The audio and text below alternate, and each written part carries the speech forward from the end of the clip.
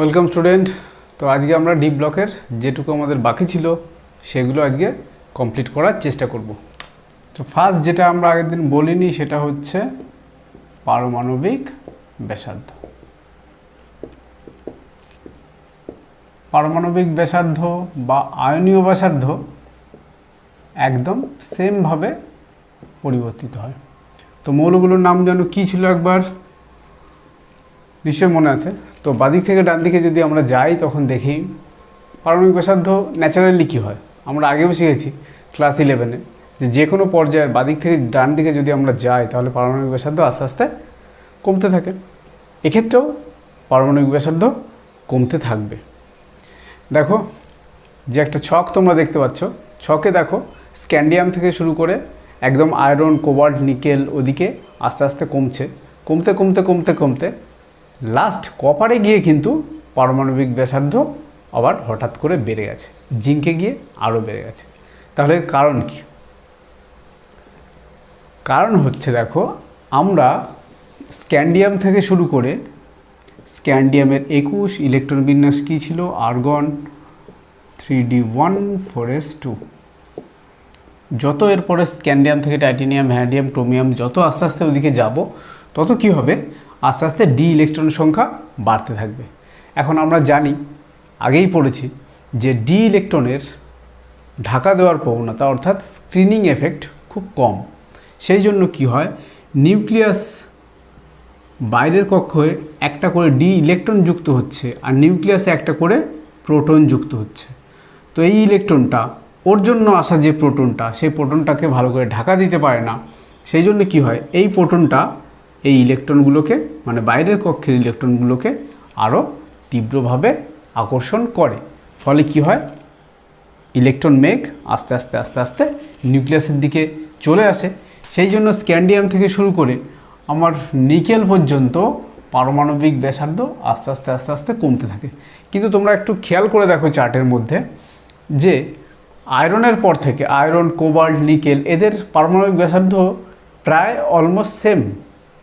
তাহলে D electron তো আরও বেড়েছে, তাহলে আবরণী ক্ষমতা আরও কমেছে, তাহলে তো ব্যাসার্ধ আরও কমে যাওয়া উচিত ছিল। কিন্তু সমান কি করে থাকলো না? কি হয়, যেইমাত্র ইলেকট্রন সংখ্যা 3Dতে 6-এর বেশি হতে থাকে, 6-এর যেইমাত্র বেশি হয় তখন আবার ওদের ইলেকট্রন সংখ্যা যেহেতু বেড়ে যায় ডি কক্ষকে, সেই জন্য আবরণী ক্ষমতা আবার বাড়তে থাকে।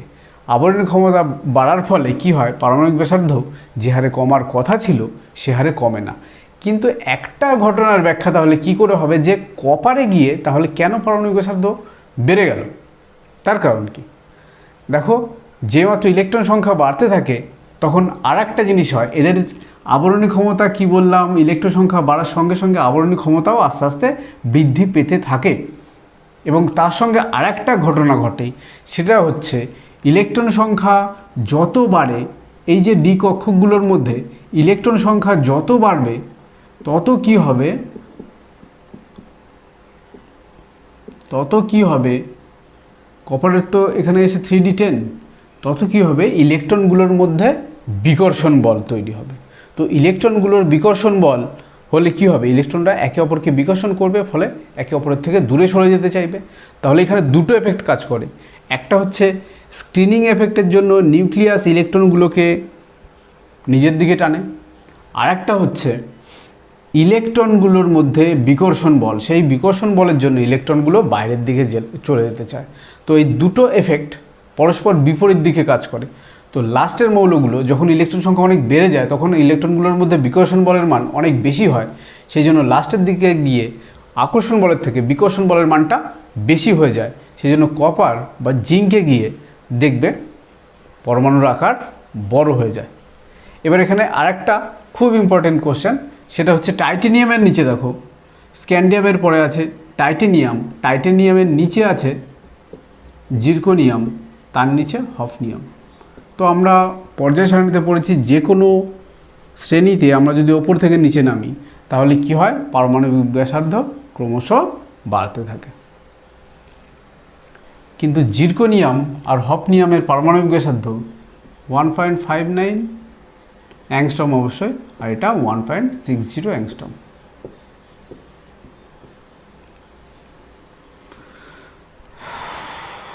হয়তো উল্টো হলো, এটা হবে 1.6, 1.5 নেই।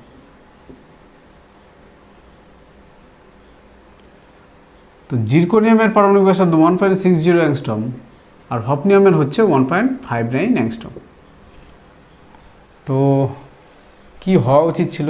পারমাণবিক ব্যাসার্ধ জিরকোনিয়ামের থেকে হফনিয়ামের বেশি হওয়া উচিত ছিল, উল্টে 0.01 কম হয়ে গেল, মানে অলমোস্ট সেম। কোশ্চেনটা কেমন আসে যে জিরকোনিয়াম ও হফনিয়াম, জিরকোনিয়াম 4D সারির মৌল আর হফনিয়াম 5D সারির মৌল হওয়া সত্ত্বেও জিরকোনিয়ামের থেকে আর হফনিয়ামের পারমাণবিক ব্যাসার্ধ প্রায় সমান হয় কেন?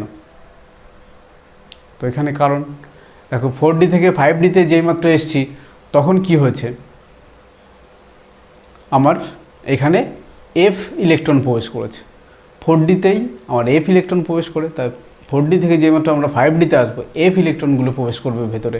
তো F ইলেকট্রন যেই মাত্র নিউক্লিয়াসের F ইলেকট্রন বাইরের কক্ষে যোগ হচ্ছে 14টা, আর ভেতরে 14টা প্রোটন। সেই একই ব্যাখ্যা আগে স্কিনিং এফেক্টের মতো, F ইলেকট্রন আরও কি থাকে, আরও অনেক দূরে ছড়িয়ে থাকে। ফলে F ইলেকট্রন কি করে, নিউক্লিয়াসকে ভালো করে ঢাকা দিতে পারে না। তো নিউক্লিয়াসকে যদি ভালো করে ঢাকা দিতে না পারে, তখন এর জন্য আগত যে প্রোটনগুলো, সেই প্রোটনগুলো কি করে, নিউক্লিয়াসের বাইরের কক্ষের ইলেকট্রনগুলোকে আরও তীব্রভাবে আকর্ষণ করে। তীব্রভাবে আকর্ষণ করার ফলে কি হবে, কক্ষপথটা আরও নিউক্লিয়াসের দিকে সরে আসবে। তাহলে আমার পরমাণু ক্রমাঙ্ক বৃদ্ধির ফলেও কিন্তু আমার একটা কক্ষপথ বেড়েছে, কিন্তু তবুও পারমাণবিক ব্যাসার্ধ কিন্তু বাড়বে না। একটাই কারণ, সেটা হচ্ছে স্ক্রিনিং এফেক্ট, মানে F ইলেকট্রনের স্ক্রিনিং এফেক্ট খুব কম। সেই জন্য F ইলেকট্রনের জন্য আগত প্রোটনগুলো কি করে, বাইরের কক্ষের ইলেকট্রনগুলোকে আরও তীব্রভাবে আকর্ষণ করে, ফলে ইলেকট্রনগুলো নিউক্লিয়াসের দিকে আরও সরে আসে। ফলে পারমাণবিক ব্যাসার্ধ বা আয়নীয় ব্যাসার্ধ যাই বলো, সেটা আস্তে আস্তে কমে যায়। এবার দেখো, আয়নীয় ব্যাসার্ধের ব্যাখ্যাও একদম সেম হবে, কিন্তু যদি একই মৌল দেয় যে Mn2+ আর Mn4+ বা Mn+5, কার ব্যাসার্ধ ছোট, কার ব্যাসার্ধ বড়? যার ইলেকট্রন সংখ্যা যত কমে গেছে, তাহলে প্রোটন সাপেক্ষে ইলেকট্রন সংখ্যা এটার কম, এটায় 2টো ইলেকট্রন বেরিয়েছে, এটায় 5টা ইলেকট্রন বেরিয়েছে। তাহলে এটার প্রোটন সাপেক্ষে ইলেকট্রন সংখ্যা যেহেতু কম হবে, তাহলে এটায় নিউক্লিয়াসে প্রোটন যা, তার তুলনায় ইলেকট্রন কম, ফলে ইলেকট্রনগুলো কি করবে, বাইরের ইলেকট্রনগুলোকে আরও তীব্রভাবে আকর্ষণ করবে, ফলে ইলেকট্রনগুলো কাছে চলে আসবে। সেই জন্য কম জারণ স্তরের মৌলটার পারমাণবিক ব্যাসার্ধ সবসময় বেশি হবে, আর বেশি জারণ স্তরের মৌলটার পারমাণবিক ব্যাসার্ধ সবসময় কম হবে। পারমাণবিক হোক, আয়নীয় ব্যাসার্ধ হবে, আয়নীয় ব্যাসার্ধ কম জারণ স্তরে যেটা, তার বেশি হবে, আর যেটা বেশি জারণ স্তরে তার কম হবে। বেশ, এই গেল আমাদের পারমাণবিক ব্যাসার্ধ। এরপর আমরা পড়ব আর একটা ভাইটাল জিনিস, সেটা হচ্ছে বিজারণ বিভব। দেখবে বিজারণ বিভবের 2টো ছক আছে।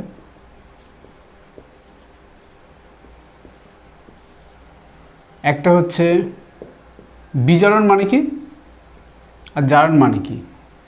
মনে করো কপার দিয়ে বলি, কপার যদি Cu থেকে Cu2+ যায়, এই যে প্রক্রিয়াটা, Cu থেকে Cu2+ + 2e, এটা হচ্ছে জারণ। তাহলে উল্টোটা যদি আমরা লিখি, Cu2+ + 2e থেকে Cu, এটাকে বলবো আমরা বিজারণ। সেই জন্য বিজারণ বিভবের সময় সবসময় কি থাকবে, কোনটা আগে থাকবে, প্লাসটা আগে থাকবে। তাহলে Cu2+ / Cu। তাই 2+ ব্যাখ্যা আমরা আগে করব কেন, কারণ এই গ্রুপের আমরা দেখেছি স্ক্যান্ডিয়াম বাদ দিয়ে আর যে সমস্ত মৌলগুলো আছে 3D সারির, সবাই কিন্তু +2 জারণ স্তরে দেখায়। সেই জন্য আমরা বিজারণ বিভব কোনটা করব, M2+ বা M2+M। এখন দেখো, আমাদের পর্যায় সারণীতে, তড়িৎ রাসায়নিক সারণীতে সব থেকে উপরে যে মৌলটা থাকে, তার নাম হচ্ছে লিথিয়াম। মানে এর বিজারণ ধর্ম সব থেকে বেশি। তার মানে কি হয়, লিথিয়াম সহজে Li প্লাস উৎপন্ন করে, লিথিয়াম সহজে Li প্লাস উৎপন্ন করে। কেন? কারণ বাঁদিকের যে ক্ষার ধাতুগুলো আছে তারা সহজে ইলেকট্রন ছাড়তে চায়। আর লিথিয়ামের বিজারণ বিভবের মান সর্বোচ্চ, ওটাকে সর্বোচ্চ না বলে সর্বনিম্ন বলা ভালো, কারণ মান হচ্ছে -3 পয়েন্ট সামথিং হবে, 3 ভোল্ট এরকম কিছু, -3। তো ওর মান হচ্ছে সর্বনিম্ন। তাহলে এবার দেখো লিথিয়াম থেকে Li প্লাস হয়েছে, এটা কি জারণ প্রক্রিয়া? তাহলে এর বিপরীত প্রক্রিয়াটা হচ্ছে আমার বিজারণ হবে, Li প্লাস প্লাস ই থেকে Li। তাহলে ক্ষার ধাতুগুলো একবার ভালো করে ভাববে, ক্ষার ধাতুগুলো কি চায়? ইলেকট্রন ছাড়তে চায়। তাহলে এই প্রক্রিয়াটা ওরা ইজিলি করতে পারে। তাহলে এই প্রক্রিয়াটা কি ইজিলি করতে চাইবে? যদি সম্মুখ বিক্রিয়া সহজে হয় তাহলে পশ্চাৎমুখী বিক্রিয়া কি সহজে হবে? নিশ্চয়ই হবে না। তাহলে পশ্চাৎমুখী বিক্রিয়া সহজে হয় না বলে ওদের বিজারণ বিভবের মান আসে নেগেটিভ। ঠিক আছে, তাহলে যেই মানগুলো নেগেটিভ আসবে তার মানে সেটা হতে চায় না, আর যে মানগুলো পজিটিভ আসবে তার মানে সেটা হতে চায়। এবার দেখো আমার যখন বিজারণ বিভবের মান দেখব তখন বাঁদিকের যে মানগুলো দেখো, স্ক্যান্ডিয়াম, টাইটেনিয়াম, ভ্যানাডিয়াম, ক্রোমিয়াম, সবার 2+ ক্ষেত্রে দেখবে বাঁদিকেরগুলো সব নেগেটিভ। নেগেটিভ হতে হতে হতে হতে হতে একদম কপারে গিয়ে পজিটিভ। তার মানে কি? তার মানে লিথিয়াম যেহেতু সহজে ইলেকট্রন ছাড়ে, তার মানে এই স্ক্যান্ডিয়াম, টাইটেনিয়াম, স্ক্যান্ডিয়াম বলবো না, কেন স্ক্যান্ডিয়াম +2 দেখায় না, স্ক্যান্ডিয়াম, টাইটেনিয়াম, ভ্যানাডিয়াম, ক্রোমিয়াম, এরা কি করে? সহজে +2 জারণ স্তরে চলে যায়। সেই জন্য এদের বিজারণ বিভবের মান নেগেটিভ। তাহলে যে যত সহজে তার +2 জারণ স্তরে যাবে তার বিজারণ বিভবের মান তত বেশি নেগেটিভ হবে। কেন? দেখো লিথিয়ামের নেগেটিভ কেন হয়েছে? কারণ লিথিয়াম সহজে +1 জারণ স্তরে যেতে চায়, সেই জন্য লিথিয়ামের মানটা নেগেটিভ। তাহলে ওটা দিয়ে মনে রাখবে। তাহলে টাইটেনিয়াম কি? সহজে +2 জারণ স্তরে, ভ্যানাডিয়াম সহজে +2, ক্রোমিয়াম সহজে +2। তাহলে এখান থেকে কোশ্চেন কী আসবে? কোশ্চেন আসবে যে কপারের মানে Cu2+Cu এর ইজিডোর মান বা প্রমাণ বিজারণ বিভবের মান ধনাত্মক কেন? তাহলে দেখো টাইটেনিয়াম সহজে Ti2+ উৎপন্ন করে, ভ্যানাডিয়াম সহজে করে, ক্রোমিয়াম সহজে করে, ম্যাঙ্গানিজ সহজে করে। তার মানে নিশ্চয়ই কপার নিশ্চয়ই সহজে Cu2+ করবে না, সেই জন্য এর বিজারণ বিভবের মান ধনাত্মক +0.34 ভোল্ট। তাহলে যেটাই দেখব ধনাত্মক তার মানে সেটা সহজে হতে চায় না। তাহলে কি ব্যাখ্যা দেব? তো এবার ইলেকট্রন বিন্যাসে চলে আসবো। ইলেকট্রন বিন্যাসে চলে আসলেই সব ব্যাখ্যা একদম ক্লিয়ার হয়ে যাবে। কপারের ইলেকট্রন বিন্যাস কি? 3d10 আর 4s1। এবার দেখো যদি Cu2+ যদি যেতে হয় তাহলে কি হবে? এখান থেকে একটা ইলেকট্রন বেরোলো, আর একটা কোথা থেকে ইলেকট্রন বেরোতে হবে? 3d10 থেকে। তো 10টা হচ্ছে একটা স্টেবল ইলেকট্রন বিন্যাস, আমরা সবাই জানি, সুস্থির ইলেকট্রন বিন্যাস। সেই জন্য 3d10 থেকে সহজে ইলেকট্রনটা বেরোতে চায় না। যেহেতু ইলেকট্রনটা সহজে বেরোতে চায় না, সেই জন্য Cu থেকে Cu2+ এর বিজারণ বিভবের মান সবসময় হবে পজিটিভ। ওকে, নেক্সট আরেকটা দেখব M3+ থেকে M2+। দেখো প্রথম দিকে যে মানগুলো আছে সেখানে যেতে যেতে ম্যাঙ্গানিজের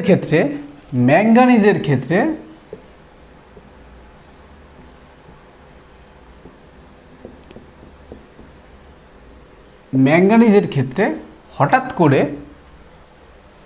বিজারণ বিভবের মান অত্যধিক বেড়ে গেছে, 1 পয়েন্ট সামথিং। তাহলে এটা কেন হলো?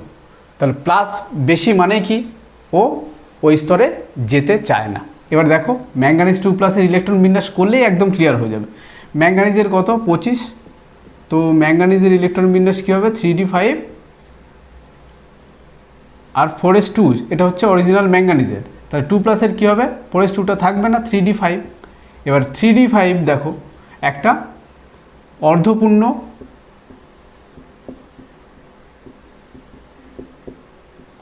অর্ধপূর্ণ ইলেকট্রন বিন্যাস, সেই জন্য 3d5 থেকে ও 3d4 হতে চায় না, সেই জন্য ম্যাঙ্গানিজের মানটা হঠাৎ করে অত বেশি পজিটিভ হয়েছে। ওকে, তাহলে ইলেকট্রন বিজারণ বিভব দিয়ে এই কটা কোশ্চেন সাধারণত আসে। বেস্ট, এবার আমরা যাব নেক্সট টপিক আমাদের উচ্চতর জারণ স্তরের স্থিরতা। দেখো কি হয়, কোনো একটা মৌলকে তার সর্বোচ্চ জারণ স্তরে কে পাঠাতে পারবে, সর্বোচ্চ জারণ স্তরে সেই পাঠাতে পারবে যার জারণ ধর্ম সব থেকে বেশি হবে। তো জারণ ধর্ম সব থেকে কার বেশি, ফ্লুরিনের সব থেকে বেশি। তো ফ্লুরিন কি করবে, যে কোনো মৌলকে তার সর্বোচ্চ জারণ স্তরে পাঠিয়ে দিতে পারে। এটা হচ্ছে ন্যাচারাল ঘটনা একটা, যেহেতু ফ্লুরিনের জারণ সংখ্যা সব থেকে বেশি। তুমি যে কোনো একটা যৌগের কথা ভেবে দেখো, সেই সালফার যখন আমরা পড়েছি SF6, সালফারের সর্বোচ্চ জারণ স্তর হচ্ছে +6, তো কে পাঠিয়েছে, ফ্লুরিন, না হলে পাঠাবে অক্সিজেন। তো কেন, কারণ অক্সিজেন ফ্লুরিন এরা হচ্ছে তীব্র জারক পদার্থ, সেই জন্য এরা কি করে, এরা কোনো মৌলকে তার সর্বোচ্চ জারণ স্তরে উন্নীত করতে পারে। ঠিক আছে, কিন্তু একটা এখানে প্রবলেম হয়ে গেছে যে ম্যাঙ্গানিজের ফ্লুরিন ঘটিত সর্বোচ্চ জারণ স্তর হচ্ছে MnF4 মানে +4, কিন্তু অক্সিজেন ঘটিত সর্বোচ্চ জারণ স্তর হচ্ছে +7। একই, ফ্লুরিনের থেকে অক্সিজেন কি তীব্রতম জারক? না, অক্সিজেনের থেকে ফ্লুরিন তীব্রতম জারক। তাহলে কেন এরকম হলো? তাহলে Mn2O7 মানে অক্সিজেন ম্যাঙ্গানিজকে +7 জারণ স্তরে উন্নীত করতে পারলো, কিন্তু ফ্লুরিন করতে পারলো না। কেন? তার কারণ এবার আমরা ব্যাখ্যা করব। দেখো Mn2O7 এর গঠনটা তাহলে আমাদের একটু জানতে হবে। Mn2O7 এর গঠন কি করে করব, Mn ও Mn আগে কোনো একটা দিয়ে দেবো। দেখো একটা অক্সিজেন হয়ে গেছে, তাহলে আরও 6টা অক্সিজেন আছে, 6টা অক্সিজেন 3টে দেবো এই ম্যাঙ্গানিজের সঙ্গে আর 3টে দেবো এই ম্যাঙ্গানিজের সঙ্গে, তাহলে আমাদের হয়ে যাবে Mn2O7। তো এটা হচ্ছে Mn2O7 এর গঠন। তো দেখো অক্সিজেনগুলো যেহেতু ম্যাঙ্গানিজের সঙ্গে দ্বিবন্ধনে অংশগ্রহণ করে, কিন্তু ফ্লুরিন কি দ্বিবন্ধন করতে পারবে? পারবে না। কেন? ফ্লুরিন একযোজী। তাহলে অক্সিজেনগুলো দ্বিবন্ধন গঠন করে বলে এই বন্ধনগুলোর স্টেবিলিটি অনেক বেশি হয়। কেন দ্বিবন্ধনের বন্ধন স্ট্রেংথ বেশি? সেই জন্য কি হয়, অক্সিজেন কি করে, ম্যাঙ্গানিজকে তার সর্বোচ্চ জারণ স্তরে উন্নীত করতে পারে। শুধু দ্বিবন্ধনই না, আর একটা Mn ও Mn বন্ধন যেহেতু তৈরি করতে পারে, কিন্তু ফ্লুরিন তো একজনের সাথেই বন্ধন তৈরি করতে পারবে, সেই জন্য কী করে, অক্সিজেন একে ম্যাঙ্গানিজকে +7 জারণ স্তরে উন্নীত করতে পারে, কিন্তু ফ্লুরিন পারে না। এবার দেখো আরেকটা কোশ্চেন এখানে হয় যে CuF2 CuCl2 CuBr2 এগুলো তৈরি হয়, কিন্তু Cu(I2) তৈরি হয় না কেন? তো দেখো ফ্লুরিন হচ্ছে সব থেকে তীব্রতম জারক। কপারের সর্বোচ্চ জারণ স্তর কত? +2 আমরা জানি। তো ফ্লুরিন +2তে উন্নীত করতেই পারবে। ক্লোরিনের জারণ ধর্ম কিছুটা আছে, ব্রোমিনের জারণ ধর্ম আরও কম, কিন্তু আয়োডিন হচ্ছে এদের মধ্যে সব থেকে তীব্রতম বিজারক। সেই জন্য কি হয়, আয়োডিন কিন্তু আর Cuকে তার +2 জারণ স্তরে উন্নীত করতে পারে না। সেই জন্য CuF2 CuCl2 বা CuBr2 হয়, কিন্তু Cu(I2) উৎপন্ন হয় না। তাহলে Cu এর কী উৎপন্ন হবে? Cu2I2। Cu এর I যদি উৎপন্ন হয়, তাহলে একটাই যৌগ উৎপন্ন হবে, সেটা হচ্ছে Cu2I2। Cu2I2তে কপারের জারণ সংখ্যা কত? +1। ওকে, তাহলে এটা গেল আমার উচ্চতর জারণ স্তরের স্থিরতা। নেক্সট আমরা পরের টপিক যাব, রঙিন লবণ গঠন। দেখো আমরা প্রথমেই বলেছিলাম ডি ব্লকের বৈশিষ্ট্য যখন পড়েছিলাম আগের ক্লাসে, তখন বলা হয়েছিল যে ডি ব্লক মৌলগুলো রঙিন লবণ গঠন করে। তো রঙিন লবণ কেন গঠন করে আর কি করে গঠন করে? তো ডি ব্লক মৌলগুলোর কি হয়, আংশিক পূর্ণ ডি কক্ষক থাকে। আংশিক পূর্ণ ডি কক্ষক মানে কি, আগেও বলা হয়েছে যে ডি কক্ষকে যদি 1 থেকে 9টা ইলেকট্রন থাকে তাহলে সেটাকে বলি আমরা আংশিক পূর্ণ ডি কক্ষক। তাহলে আংশিক পূর্ণ ডি কক্ষক যদি থাকে তখন কি হয়, এই যে ডি ইলেকট্রনগুলোর একে একটা আর একটা ঘরে পরস্পর স্থানান্তর হতে পারে। মনে করো এখান থেকে একটা ইলেকট্রন এখানে চলে আসলো, বা এখান থেকে একটা ইলেকট্রন এখানে চলে আসলো, তাহলে এটাকে বলা হয় ডিডি ট্রানজিশন। ডিডি ট্রানজিশন, কেন ডিডি ট্রানজিশন বা ডিডি স্থানান্তরণ? কেন ডিডি ট্রানজিশন এটাকে বলা হচ্ছে, যেহেতু ইলেকট্রনগুলো ডি কক্ষক থেকে একটা ডি কক্ষক থেকে আরেকটা ডি কক্ষকে যাচ্ছে, সেহেতু এটাকে বলা হয় ডিডি ট্রানজিশন। এখন দেখো ডি এই কক্ষকগুলোর মধ্যে শক্তির পার্থক্য খুব কম। তাহলে শক্তির পার্থক্য যদি খুব কম হয়, যে কোনো স্থানান্তরের ক্ষেত্রে যদি কখনো শক্তির পার্থক্য কম হয়, তখন কি হয়, এই শক্তির পার্থক্যের জন্য ইলেকট্রনগুলো কি করে, আলোক রশ্মির যে দৃশ্যমান অঞ্চল আছে, আলোক রশ্মির তরঙ্গ দৈর্ঘ্যের অনেক অঞ্চল আছে, তার মধ্যে একটা হচ্ছে দৃশ্যমান অঞ্চল। সেই তরঙ্গ দৈর্ঘ্যের আলো যদি শোষণ করে যদি ডিডি ট্রানজিশন হয়, তখনই কিন্তু সেই যৌগটা বর্ণায়িত হবে। যদি তার থেকে কম বা বেশি শক্তি শোষণ করে তাহলে কিন্তু সে বর্ণায়িত হবে না। তাহলে ডিডি ট্রানজিশনের জন্য যেহেতু কম শক্তির প্রয়োজন, আর সেই কম শক্তিটা কোথা থেকে শোষিত হয় না, দৃশ্যমান আলোক রশ্মির অঞ্চল থেকে শোষিত হয়। ফলে যে আলোক রশ্মিও শোষণ করবে, মানে মৌলটা এই ডিডি ট্রানজিশনের জন্য যে আলোক রশ্মি শোষণ করবে, মনে করো বেগুনি আলোক রশ্মি শোষণ করলো, তাহলে ও তার পরিপূরক বর্ণ হচ্ছে হলুদ, তাহলে হলুদ বর্ণে সে বর্ণায়িত হবে। আবার উল্টোটা, যদি হলুদ শোষণ করে তাহলে বেগুনি বর্ণের বর্ণায়িত হবে। তাহলে ডিডি ট্রানজিশনের মূল কথা, এখানে যে কোশ্চেন আসে, আমাদের কোশ্চেনগুলো দেয় যে এর লবণ রঙিন হবে কি হবে না। ঠিক আছে, তো রঙিন কখন হবে, যদি ডিডি ট্রানজিশন সম্ভব হয় তবে রঙিন হবে, আর যদি ডিডি ট্রানজিশন সম্ভব না হয় তাহলে রঙিন হবে না।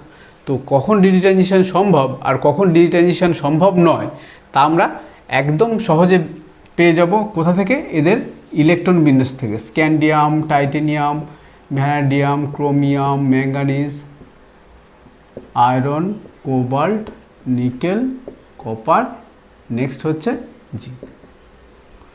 তো স্ক্যান্ডিয়ামের ইলেকট্রন বিন্যাস হচ্ছে 3d1, এ 3d2, 3d3, অবশ্যই 4s2 আছে সবার সাথে, 4s2, 4s2, 3d3, 4s2।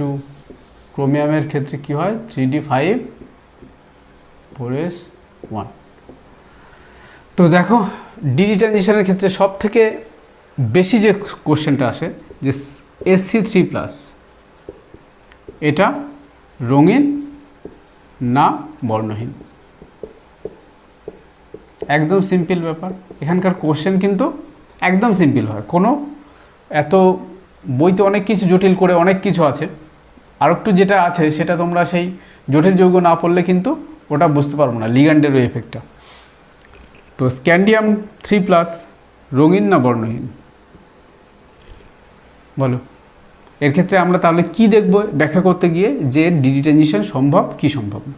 Scandium 3+ দেখো, চলে যাও, এই দুটো ইলেকট্রন বের করে দাও, এই ইলেকট্রন বের করে দাও, ডিতে কোনো ইলেকট্রন থাকলো নেই। তার স্ক্যান্ডিয়ামের যেহেতু ডি ইলেকট্রন শূন্য, তাই ডিডি ট্রানজিশন হতে পারে না, তাহলে Sc3+ হবে রঙিন, সরি বর্ণহীন। এবার দেখো টাইটেনিয়াম 4+, কী হবে, টাইটেনিয়াম 4+-এ যাও, এই দুটো ইলেকট্রন আছে নেই, তাহলে এটাও হবে বর্ণহীন। ওকে, একদম এরকম সিম্পল কোশ্চেন আসে এখান থেকে। এবার জিঙ্কের কোনো লবণই কালার হয় না। জিঙ্কের যত সমস্ত লবণ আছে সব কিন্তু কি হয়, বর্ণহীন। কেন? কারণ জিঙ্কের দিকে তাকাও, জিঙ্কের ইলেকট্রন বিন্যাস হচ্ছে 3d10 আর 4s2। তাহলে 2+ এর একটাই জারণ স্তর, আগের দিন আমরা ব্যাখ্যা করেছি একটাই জারণ স্তর 4s2, তাহলে 4s2 থেকে দুটো ইলেকট্রন বাদ দিয়ে দাও, সেটা হয়ে যাবে ও Zn+2, +2তে ওর ইলেকট্রন বিন্যাস হবে 3d10। তাহলে 3d10 হলেও ওর ডি ট্রানজিশন সম্ভব হবে না, তাহলে জিঙ্ক 2+ও কিন্তু বর্ণহীন হবে। এবার এখানে একটা খুব ইন্টারেস্টিং ব্যাপার আসবে কপারে, যেই মাত্র আমরা কপারে যাব। তাহলে সিইউ ইলেকট্রন বিন্যাস হচ্ছে 3d10 4s1। তাহলে এবার বলো সিইউ প্লাসের ইলেকট্রন বিন্যাস কি? কি ইলেকট্রন বিন্যাস? অবশ্যই 3d10 হবে। কেন? একটা ইলেকট্রন বেরিয়ে যাবে। তাহলে সিইউ প্লাস কি কালার হবে? হবে না। কিন্তু সিইউ প্লাসের একটা যৌগ আমি এক্ষুনি লিখব, Cu2O। এটা তোমরা যদি পড়ি, ওই যা এখন তো ল্যাব সব বন্ধ, স্কুল বন্ধ, তো সেটা তো আর দেখানো সম্ভব না। তো এটাকে ফেলিং দ্রবণ নাম শুনে থাকবে তোমরা যদি অর্গানিক কেমিস্ট্রি পড়ে থাকো, তো অ্যালডিহাইড যদি পড়ে থাকো, তো কি ফেলিং দ্রবণের Cu2 এর অদক্ষেপ পড়ে। তো এটার বর্ণ কেমন? লাল। আবার Cu2s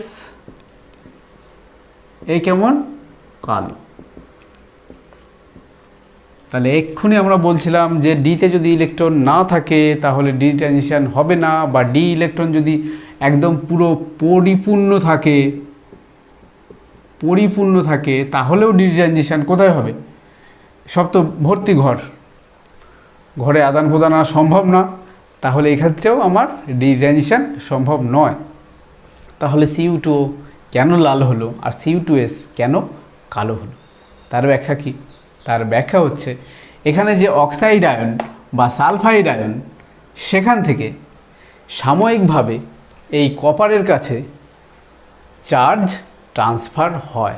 মানে অক্সিজেনের যে নিঃসঙ্গ ইলেকট্রনগুলো আছে সেখান থেকে চার্জটা সাময়িকভাবে কপারের কাছে ট্রান্সফার হয়। তো এখানেও কী হচ্ছিল? ইলেকট্রন ট্রান্সফার হচ্ছিল একটা কক্ষক থেকে আরেকটা কক্ষক। ওখানেও কি হয়? ইলেকট্রনটা ট্রান্সফার হয় অক্সিজেনের থেকে কার কাছে? কপারের কাছে। তো ওই যে ট্রান্সফারটা, ওই ট্রান্সফারের জন্য খুব কম শক্তির প্রয়োজন। আর প্রথমে আমরা ব্যাখ্যা করেছি যেখানে খুব কম শক্তির প্রয়োজন সেটাই কোথা থেকে শোষিত হয় না? দৃশ্যমান অঞ্চল থেকে। আর দৃশ্যমান অঞ্চল থেকে শোষিত হলেই সেই যৌগটা কিন্তু কালার্ড হবে, কালারফুল হবে। তো ওক্ষেত্রেও সেই একই ঘটনা ঘটেছে। কপারের 3d10 মানে ডি ট্রানজিশন হয় না, কিন্তু অক্সিজেনের থেকে বা সালফাইডের বেলায় সালফারের থেকে সাময়িকভাবে ইলেকট্রনগুলো কপারের ফাঁকা কক্ষকে ট্রান্সফার হয়। এই ট্রান্সফারের জন্য খুব কম শক্তির প্রয়োজন হয়, আর সেটা কোথা থেকে সঞ্চিত হয় না? দৃশ্যমান আলোকরশ্মির অঞ্চল থেকে। সেই জন্য Cu2O আর Cu2s 3d10 হওয়া সত্ত্বেও ওরা কালার হয়। ওকে, তাহলে কালার একদম সিম্পল।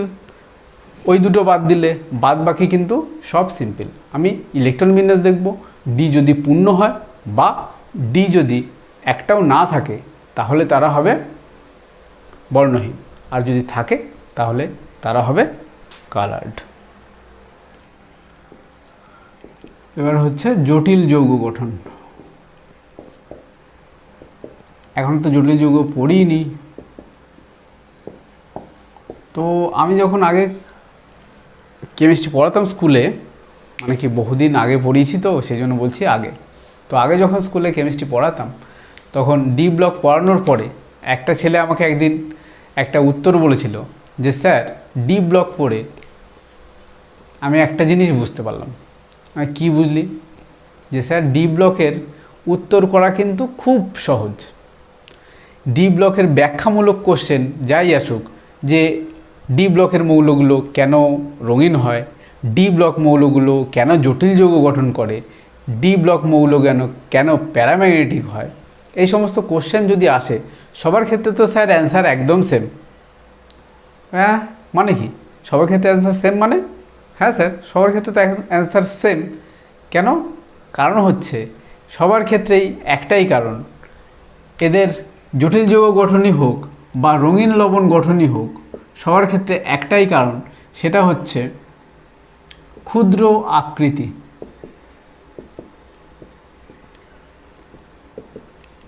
ক্ষুদ্র আকৃতি যে ডি ব্লক মৌলগুলোর ক্ষুদ্র আকৃতি হয়, আর আংশিক পূর্ণ ডি কক্ষক।